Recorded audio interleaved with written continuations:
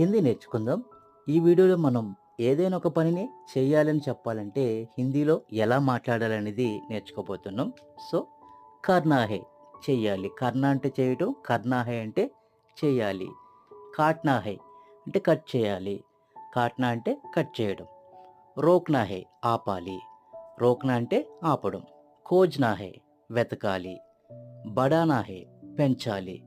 వాపస్ జానా హై తిరిగి వెళ్ళాలి. కమా లేనా హై సంపాదించుకోవాలి.